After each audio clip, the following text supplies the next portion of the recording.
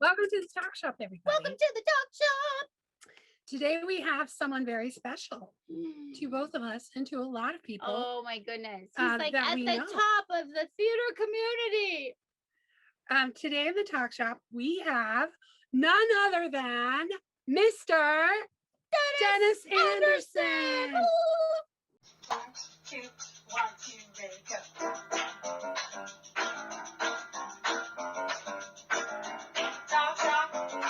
Talk shop, sitting around and hanging out in the talk shop, talking that hard and hoping to get back to work.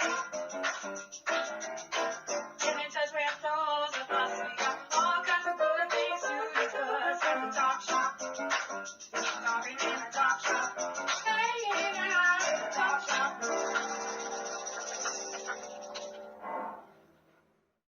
So yeah, we're super excited and we can't wait. And so here we go. Dennis, you ready for this? Are you Y'all ready, for Dennis? this? Wow. Dennis Anderson. Welcome. Here I am. Hi, Dennis. Hi, how are you? We're super excited to see you. Well, I'm excited to see you. I don't know if you've watched our show, Dennis, but Probably not. it's huh? okay. I like your background, your scenic background. That's pretty cool. You see who's on the board today? Oh my gosh, yes, Dennis Anderson, that's me. But Oh, we didn't are. you get some like special thing in front of your name at one point? Yeah, I got a doctorate, but that's Dr. Anderson. So nobody calls you Dr. Dennis, do No. they? Did it? not anymore. They did for a while. When I was at the college, before I retired, they called me Dr. Dennis all the time. Yeah, I thought I remembered that. That's awesome. sure. All right, well, it's Dr. Hey. Dennis Anderson today. Welcome to the talk shop, Welcome to the talk Dennis. shop. Howdy. Cheers. We are so excited to have you. I'm excited. We went to college many moons ago. And we first met, I don't know if you were even going there. I met him in Fundamentals of Acting. When did you meet him? I met Dennis in 1985 Yikes. when I was cast in a musical. I was cast in Tin Types. Tin Types. Yeah, that's one that not many people know about or remember. Yeah. And I love But Tin she Types. goes way back. Way back. Okay. Yeah. Yeah, back in the olden days. But I actually got into Tin Types because of Sean Sheldrake. Sean was asked to join the cast by Phil because he needed another Because he singer. was so good. Absolutely. We always needed singing. Yeah. So I got in on his coattails. But after that, that's when I started taking classes and all that. So yeah, 85, long time ago. Long time ago. So she wasn't even your student then, right? Obviously. Well, I think after I did Tin Types, I started taking, I took intermediate. First. Right. Actually, good intermediate. I I think I moved her past fundamentals into intermediate. Yeah, that's good. Is that good? No, I just schmoozed my way Very good. Good. Teacher's pet. Yeah. We told Piper that she didn't have to audition to get into that show. And then we told her that I didn't have to audition to get into Robert Bridegroom. Granted, I was just in the background going like this, Right. but she was very upset. She said, that is not fair. in. Piper. I remember Piper. Our last episode is with Piper. That's right. But anyways, enough about us. Okay, we're supposed to be interviewing him. We have that problem a lot. Yeah, we talk too much about ourselves. Yeah, we're actors, so. So let me ask you some questions then. No. Yeah. Okay, so Dennis, we were wondering about, because we were trying to put the little bit I know about you and the little bit she knows about you and fill in some of those, and there's a whole bunch of holes we can't figure out. So you went to several different universities or colleges. How did you climb to where you ended up? Okay, so let me start with my senior year in high school. Okay. Okay. Senior in high school, Hemet High School, class of 65. I knew I wanted to be a teacher, really want to be a teacher. Didn't know what. Senior year, Hemet High School, I took a drama class, and it was taught by a drama teacher named Ron Locke, L-O-C-H. He walked in the first day. I saw him and I said, I want to be a drama teacher. Okay, that was it. So then, that was it. I never changed course. So my freshman year, I went down to San Diego State University, majored in theater. End of my freshman year, I ran out of money. So they were building this new community college back up in Hemet called Mount San Jacinto. So I did my sophomore year at Mount San Jacinto College, the first class on site. There was no theater building, but Ron Locke, who was a drama teacher, was now teaching at Mount San Jacinto. And they had a room called S1, which was a studio theater. And we did like 6 productions that year. Pygmalion, I played Colonel Pickering. We did JB, I played God in a clown face, et cetera, et cetera. Anyway, loved it. So end of my sophomore year at Mount San Jacinto, I transferred to UC Riverside. So I did 2 years Riverside as a theater major, got my bachelor's degree. And then Vietnam was in full glory and everybody was getting drafted. So in 1969, I got my pre-induction physical and they said, oh, you're healthy. You're going to go to Vietnam as an infantryman, which was like, oh God, I mean, the world's worst soldier. So I didn't know what to do. But there was an opportunity for me to teach elementary school at San Jacinto Elementary while I was waiting to get drafted. So I went to San Jacinto Elementary and taught 5th grade, waiting to get drafted. And then there's this thing called the lottery came out, which Pete, guys my age know. If you got the number 1, you were on your way to Vietnam. The numbers that were further in the back, you didn't go. I got number 347. So I was out. I didn't have to go to Vietnam. I didn't have to be a soldier. I didn't have to fire a gun because I would have been. My dad was drafted kind of like predetermined like you. And he was married and my mom got pregnant with me. Back then, if your wife was pregnant, you didn't have to go. Really? So that's what he says. I didn't know that.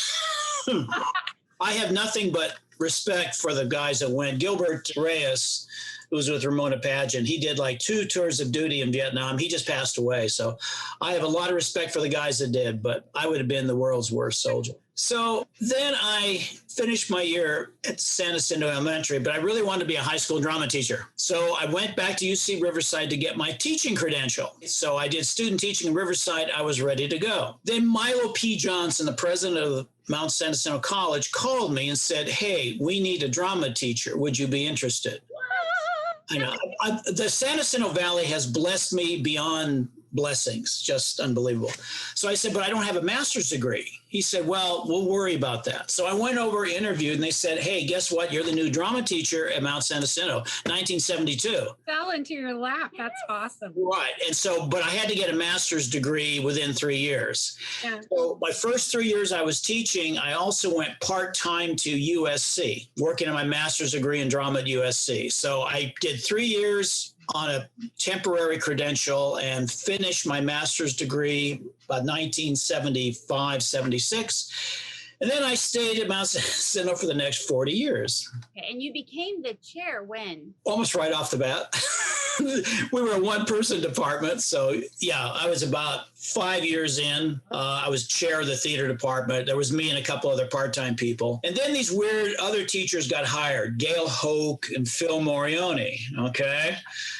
When you know Gail Hoke and Phil, and we formed, this was about 1978, 79, we formed this trinity, this triumvirate thing. Let's say, let's start doing musicals. Actually, I'd done a couple musicals before they came. My 3rd year at Mount San Jacinto, I did a production called You're a Good Man, Charlie Brown, starring Ron Murray. I love Ron Murray. Everybody thought it was the greatest thing since sliced bread. I mean, it was okay. So I started doing musicals the best I could. Phil came over. He was helping me. Gail became on board. Phil did about 5 musicals when he wasn't even employed at Mount San Jacinto. Well, anyway, you know the story. Then finally, the 3 of us got together and we started just chunking out musical after musical after musical every year.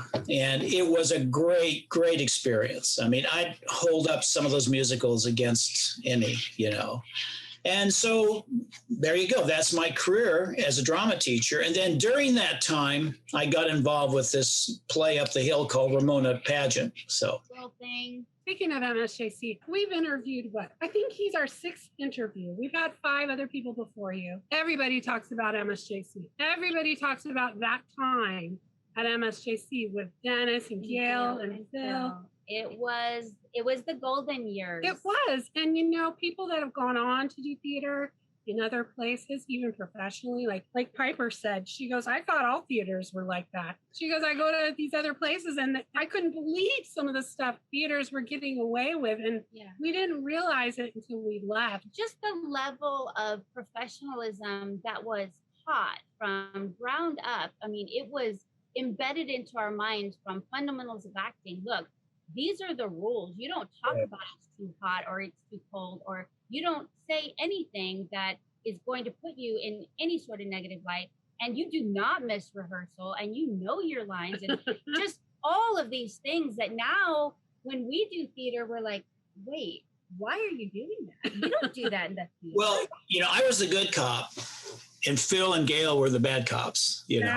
They were more disciplined than I was, but I could make people cry if I had to, but I hated to. Okay, so you mentioned that, kind of funny that you played God.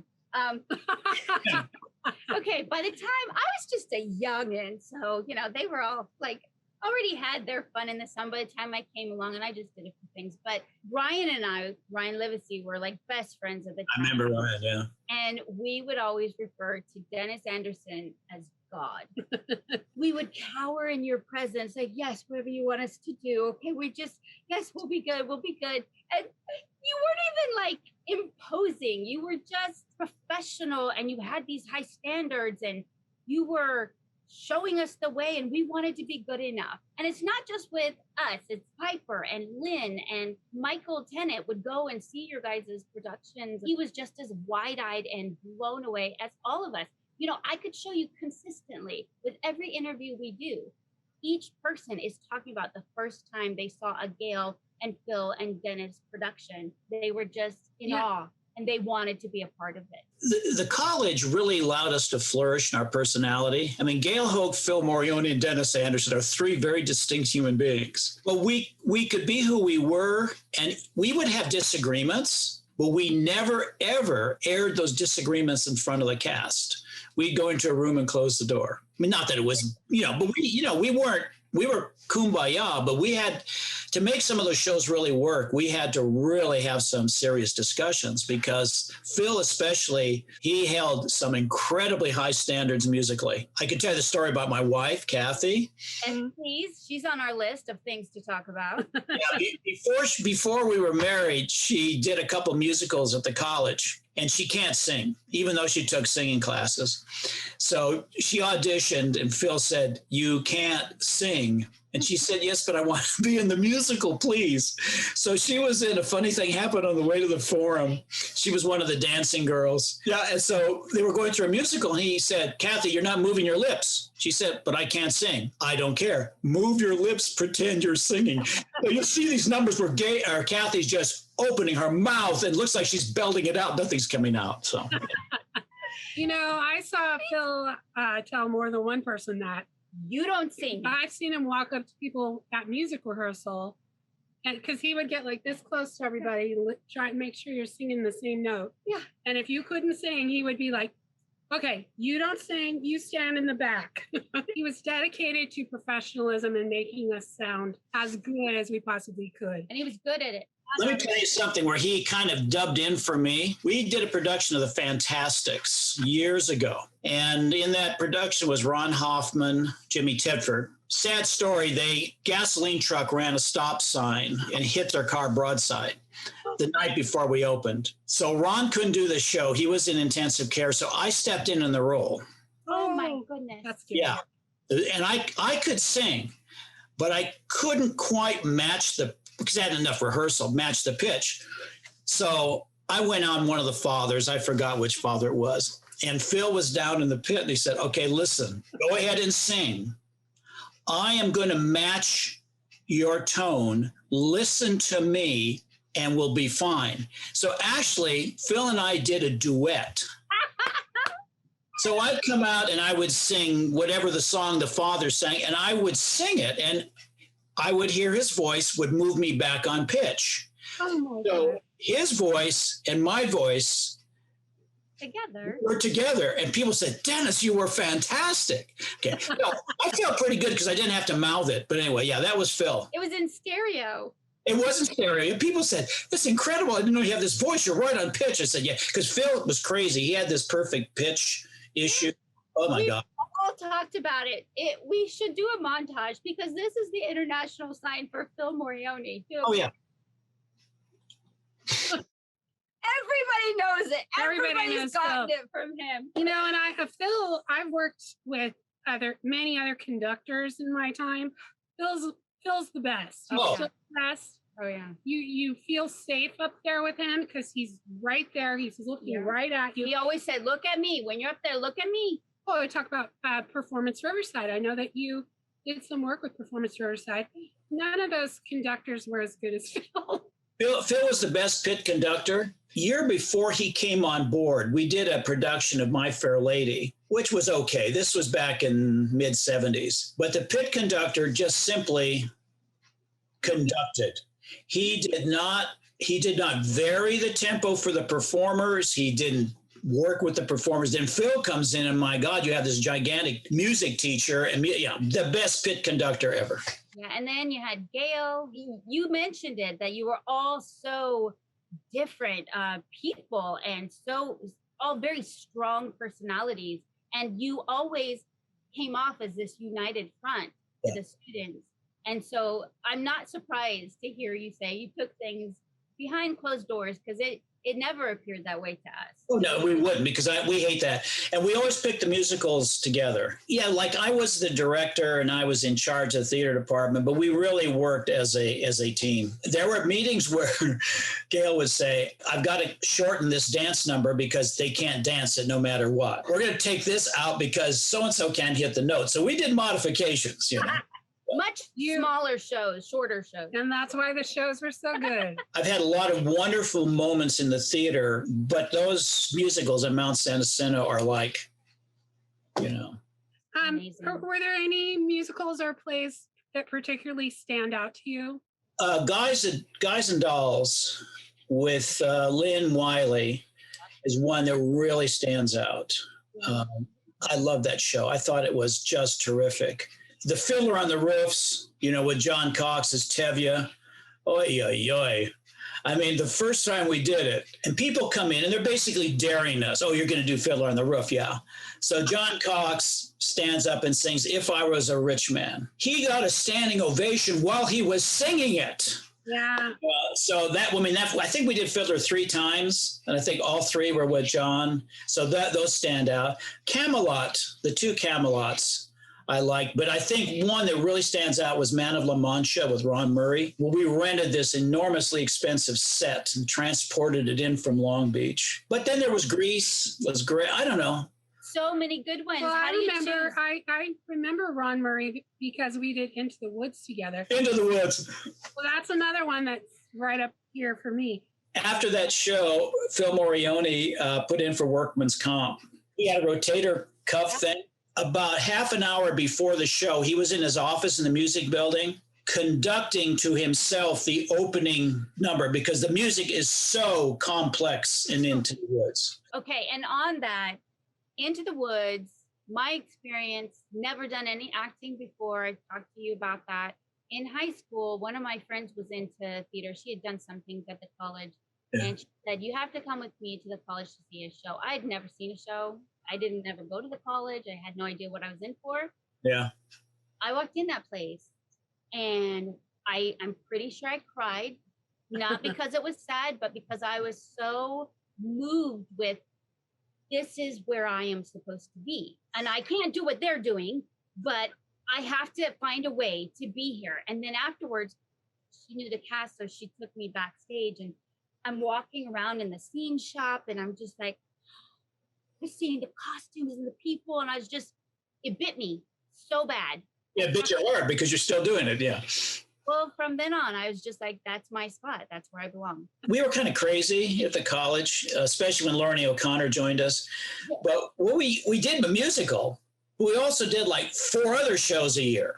Yeah. The theater departments right now at Mount Santa Jacinto, at Menifee, they're good, but they do like 2 shows a year. Okay, one in the fall, one in the spring, okay? Maybe 3. But we were doing like Black Box Studio Theater, Antigone. Okay, then we do Glass Menagerie. Oh, let's do, Camelot. Then Gail was doing her dance concerts. I mean, that theater was thundering all the time.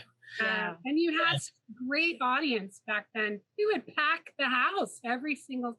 You guys created this environment, not only where we could learn and thrive and grow as actors, but you also created this environment where we made lifelong friends. You know, when you go through those kinds of experiences with people, they're unique. Yeah. I people that don't act don't understand that you become family with those people, and you know, even if you don't see them for years and years, when you do, it's like, oh, Yep. I love you, because you understand know so. them. And we do, when we get together with Piper and Lynn, we start laughing so hard because we remember it, and it suddenly is here again when we could talk about those glory years with the dream team.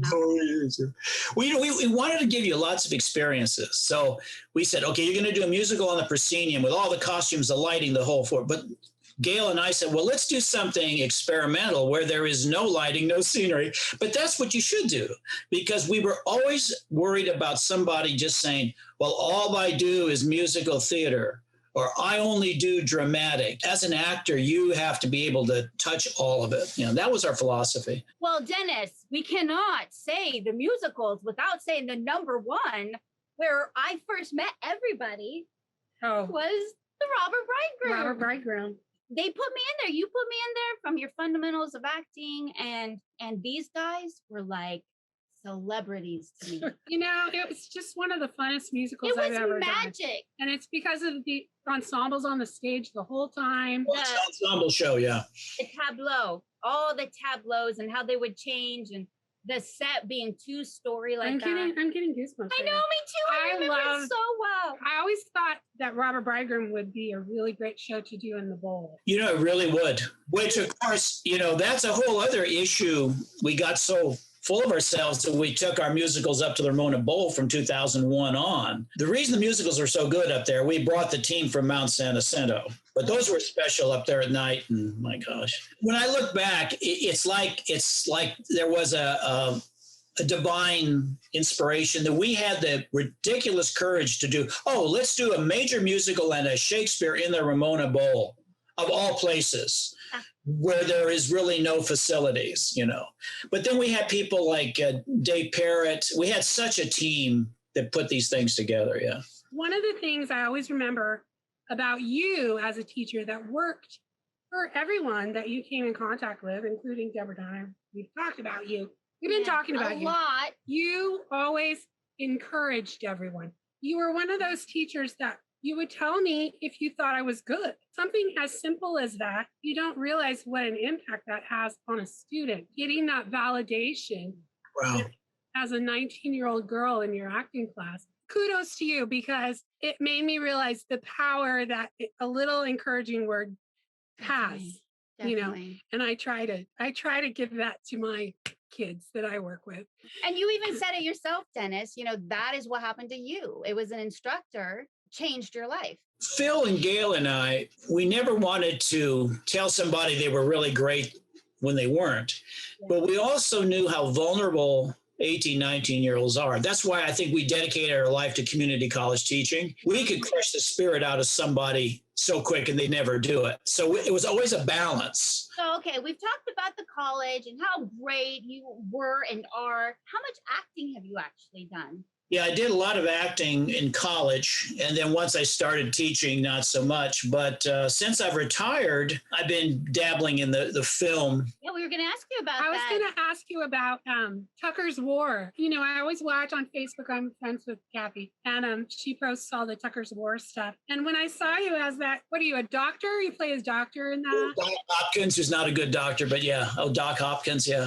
I thought you were so great as the doctor. Yeah. Yeah, I had a blast. It's kind of what I enjoy right now. A lot of people say, "Oh, Dennis, you should, direct and produce another show." I mean, I'd be happy to direct, but when I have to do everything now, I did that. Don't ask me to design props and everything like that. But the acting is kind of fun. Yeah, I like going in. I like character roles. Yeah, so I did that. I loved the show that you did with Alan Purchase, the Mahjong with Frank. Oh, Man of Mahjong. Yeah.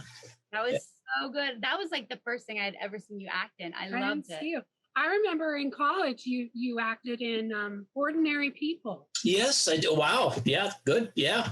That's an oldie but a goodie. But I remember it because my friend Dan Cantrell was the lead. Remember Dan Cantrell? Yes, I do remember Dan very well. You can't forget Dan, but that was one of his first leads because he played your son, right? Right. And I did that show 1 week after I got married. Okay, nice segue. You marry an actress and you say, honey, we're going to have to put our honeymoon off because I'm in a show. She was fine. Yeah, that's fine. Go. Okay, so let's talk about Mrs. Anderson. Yeah. There are some speculations. I've heard a lot of different things about when you met. She was a student, but was she your student? How did that work? Yes and yes. Yeah, she was. Ron Hoffman said, you need to go out to the college and do theater. You know, because Kathy always wanted to do theater, but her father said, no, you will never do theater, et cetera, et cetera. So, yeah, so she came out and she was in Born Yesterday. We did in the studio theater, and she played a small role as the receptionist in a hotel. And then she got all excited about theater, of course. She started taking classes. She took a class with Gail Hoke, and she actually took her fundamentals of acting with a part-time teacher. So yeah, she was in the department. As you know, she did Six Rooms Riverview. She did, Funny Thing Happened the Way the Form. And she started doing costumes, did all the first Fiddler on the Roof costumes. I mean, she did costumes like unbelievable. And so as we were being attracted to each other, there was a real issue about, me teacher, you student. We just came to an agreement that she would leave the department. Oh. So at one point she didn't do any more acting. Then we started dating. Then she came back and did costumes as a consultant type of person. So yeah, we were real aware not to. Now, how old was she when you met her? About 32 years old. She had been pretty amazing in her life already. Wasn't she a cheerleader of a... Yeah, she was a San Diego Chargers cheerleader. She was Miss El Cajon. I first met Kathy in an acting class. It was called Acting for Film and Television. That's right. Kathy was in the class, but I also knew her because when I first started taking classes with you, she was Ramona. That's right. That was like 1985. So she was already a big deal. So we were like, oh, Kathy Anderson. Or she wasn't Kathy Anderson yet. I mean, nobody was ever really sure if you were dating. But then when you got married, it was like, I knew it. What happened was Mount San Jacinto, aside from me, opened the door for her talent. I mean, she still is. She's like, well, she goes in every direction. What do you want? Comedy? You want drama? I can't sing, but I'll do children's theater. But yeah, that opened the door for her. And what's interesting, we were married in 87 and she got Ramona. Well, she was Ramona in 85 and then she was Ramona in 89. And people that didn't know us said, aha, so she got Ramona in 89 because you were the director. I said, no, I was not the director until 95. She never got Ramona because of me. She got it on her own.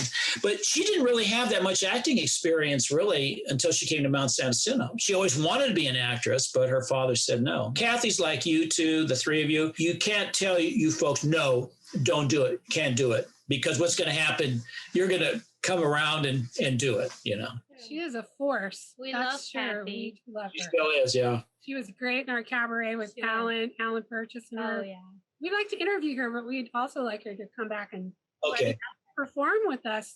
Yeah, this whole COVID thing has been hard on her because, first of all, she wasn't able to do Ramona or Senora, which Senora is one of her favorite roles. She wasn't able to do any of the films. She has been cast in a Amityville horror movie that's going to start up in February. She's been cast in it for about a year. So all of these things, she's like, so as soon as the masks are off, she's going to be, Definitely. All of us. I think we'll probably really fill the seats too because people are dying to get back to life. Oh, yeah. It's crazy. Yeah. She has to perform. It's like she just has to, whatever it is. She performs around the house, so I'm going crazy.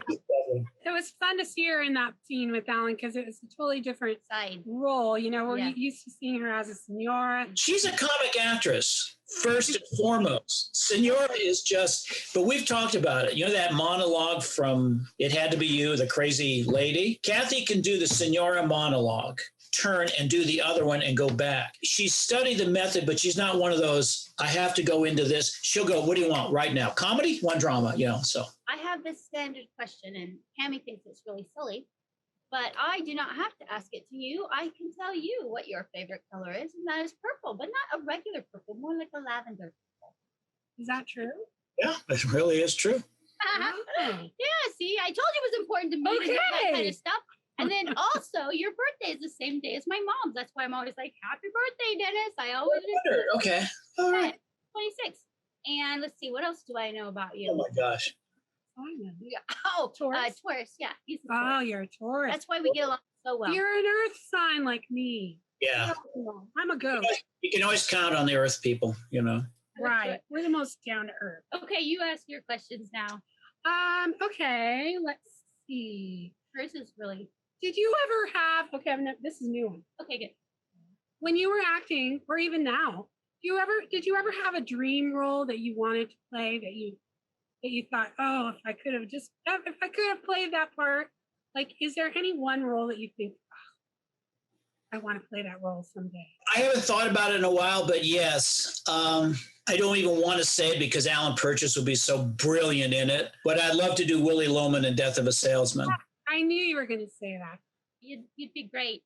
Another thing I know about you, and I don't know if it's still true, but long time ago when I wanted to be a costumer, I was coordinating the first Oklahoma that we did, and you and Tracy Davis took me over to Upland Theater Company.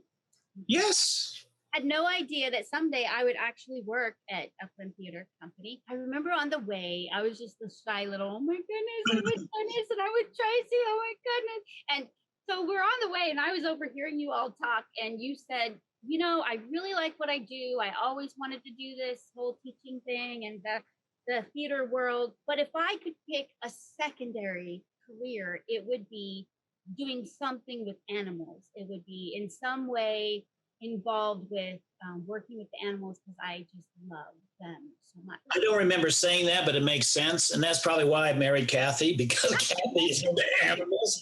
But yeah, we do adore animals, you know what I mean? Because like right now we have 2 horses, 6 chickens, 6 dogs, and a parrot. But yeah, of course, Kathy's love for chickens is just unbelievable.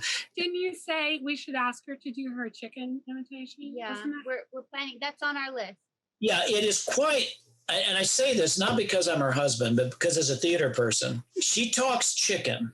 And it's not just, making funny little sounds. She can speak chicken. You got to see this. She can sing Scotland the Brave. Although she can't sing as a human, she can sing as a chicken, Scotland the Brave. Okay, I'm thinking cabaret. I should try that. She needs her own solo in the cabaret. Yes. As the chicken. You would. Now you put her in a nice chicken suit and all that. I got one. She can do chicken making love. Seriously, she makes all these sounds. Serious. I can't wait. Have you ever seen Frank Jaramillo do his chicken impersonation? Yes. He doesn't talk, but he Oh yeah. Physically, yeah. In the background as the chicken. They could do a scene together. Yeah. One of the first shows she did at the college was a children's theater show called Story Theater. And she played a cat. And we didn't use, costumes. You just created the cat through your movement. And we weren't even on the radar with each other, probably not. Who knows? But there was a scene where she comes out as a cat. She jumps out, no costume or anything. And she says, I love tuna. And she started talking in this cat. But it's not just, when people fake a cat. She actually embodied the character of a cat. She's a cat impersonator. Yeah, she is, yeah. But a chicken impersonator. Oh. That's hilarious. So right there, it was Kathy and it was your animals. You were like, that's it. That's the woman for me. Anyway, she used to wear this fur coat made out of rabbit, which is kind of disgusting. I don't like that right now. But she used to do this joke about the rabbits, and it was very funny. It kind of got my heart, So. You were like, it was over. You had me at the rabbit joke. 35 years later, here we are. Yeah. So. I think you're a little smitten with her. Well, you know what? in all the years we've been together, there has never been, we've had our ups and downs for sure, but we've never had a boring day. I've never had a boring day with her. There's no boring. We've never run out of things to say. You know? That's so sweet. And you were married not at all before, right? She's your first wife. First and last, yeah. And when did you get married? How old were you? I was just turning 40. You guys waited until you really knew, who you wanted. And that's why it's lasted so long. Probably, yeah. One of the many You reasons. got a few things in common. Yeah, a couple So of things. with Kathy, once she sets her sights on something, you can't get out of the path, If you had to eat one kind of food for the rest of your life, what would you pick? Pasta. Oh, yeah, that's a good one. Pasta in all its forms, whatever. All right. Well, you can make all kinds of stuff. with Yeah, pasta. I think that's a good one. And then if you could go anywhere and live anywhere in the whole world, where would you pick to be? My heart is in Hemet, so I think I would always have a house in Hemet or Idlewild. But I think I would love to live in Scotland. Maybe not for the rest of my life, but I'd love to live in Scotland. Like maybe for a summer. Or Yeah, something. like a little extra house over there. Yeah, if I could, pick a country, it'd be Scotland. But Southern California, San Diego, this whole area, I'm still, And you said something that we try to emphasize in that we love Hemet. We do love Hemet. It's a bad rap. Part of our mission with the show is to promote our valley and the wonderful people in it. There are many, many, many great people here. The community is. And it's been so good to me, and it's been good to most people. Hemet really is. I mean, we moved here in '56, and I went away to college and things like that, but I'm still here, Where were you born? Were you born in I was born in Los Angeles. Okay. Really? So not too far. So it's been California all along. Yeah. Wow. Lived for a year in Oregon when I was young, but that was it, We've actually been talking to Ramona Hillside Players. Yeah, Hillside Playhouse gave so many people. Well, actually, and Kathy did about 5 or 6 shows up there when she started the college. She wasn't all that good when she started out, but she just kept on doing it. And then she did dinner theater and all that, just like you guys. It's just driving force. But yeah, Hillside's been good. Yeah, they're really old too, because I remember hearing that they were started as a harvest for Ramona to get the talent in and to see it there first, and then they would pick them and put them in Ramona. Yeah, they started in 1947.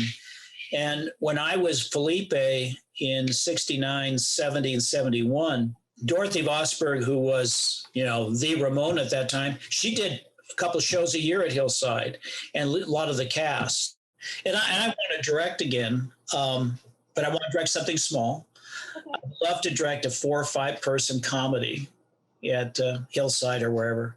No. This was the goal was it would be like you and Cammie and Kathy on the female side, and then of course Frank Sipke, and even get like Coley McAvoy and somebody else, and just knock it out of the box. It would be a blast. I would love that. And how many years, Dennis, have we been talking about doing that with Kathy? How many years? Yeah, and we really, really got to it. I think I can persuade Hillside to let me do it when the show is right. Get the right people. Oh, I'm sure you can. I think they'll let you. Yeah, they might. I'm not looking to go direct a musical. I mean, I will, but I don't want to. I want to just direct something really nice where you go in. Because, when you direct Ramona, you have got the weight of the entire world going. And 200 years. Yeah, and cowboys and horses and weather and sound equipment. But to go into a nice theater with 6 great actors, it would be wonderful. There's a whole other, you're the next generation, as I say, because I really think like the future of Ramona is going to be with the Brett Sherlins, the Monica Reichels, that age group. And there's a huge amount of talent right in that group. Monica Reichel's another great actress. My gosh, Heck, I'll just do an all-woman show, You, Hey. Cammie, Monica. You know what I always wanted to do? What? An old show from the 70s by Paul Zindel. You know Paul Zindel? Oh, yeah. Did Gamma Rays and all that. Oh, yeah. Ladies at the Alamo. Yes. Woohoo. Yeah. All women, all great parts, and just one of the most offensive shows. I was going to say, it is that. I've read stories and articles and reviews about it from back in the 70s, and one of said, if you want to go to a play that offends everyone, go see Ladies at the Alamo. Yeah, we probably shouldn't do that at RHP. No, but it might go over like a lead. No, but it's great because it takes place in a theater, and it's about these women that run this theater. It's got the best parts. Anyway, we're going to do something, Dennis. Yeah, I know we are.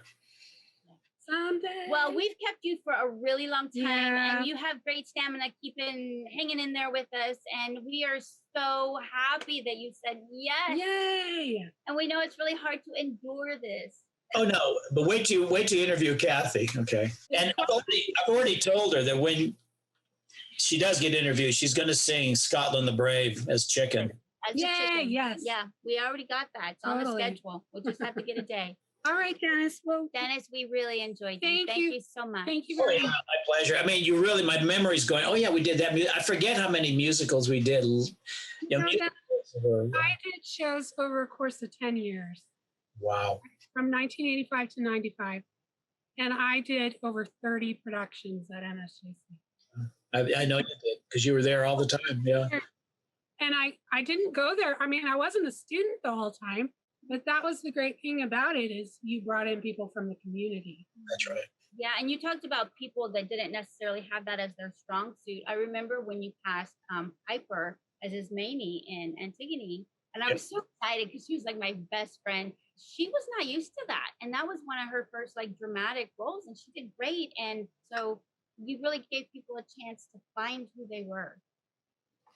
And of course, the cast I put together with that show was pretty good. And that was Alan the Creon, yikes, you know. I never forget. I always want to see him now. Hi, Uncle Creon. Remember the uniforms and the. He was so scary. Oh, he was, yeah.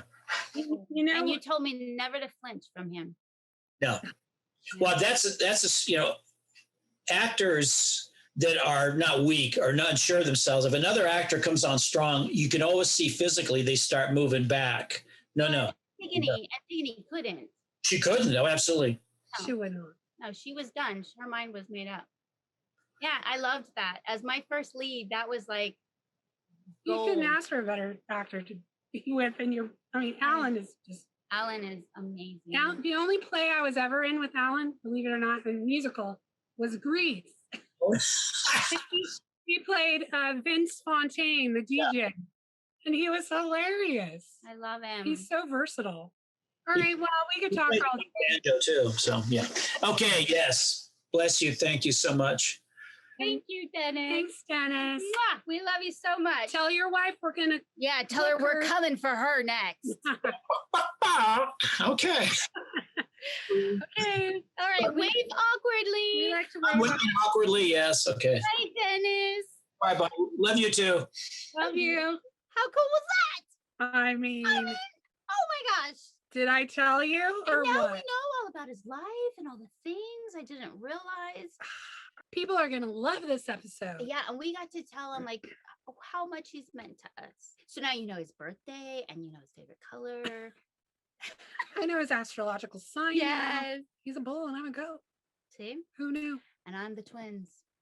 That's scary. All right. Well, we love you, Dennis. Love you, Dennis. And thank you, everybody, for tuning in to the Thank Talk you. Shop. Thank Make you. sure and visit us. If you want to come and talk to us, Just or please like and subscribe like to our and channel. subscribe. And if you want to get in touch with us, send us a message on Facebook, Harvard Street Theater Company, Reach on out there. or you can email us at hstc@thedvac.org. Org. Here's to you. Here- Yay, here's to- cheers. Thank you Here's for to, watching. summertime. Yay. Here's to theater Theater's opening starting back over. up. Yes, we're coming. Hallelujah.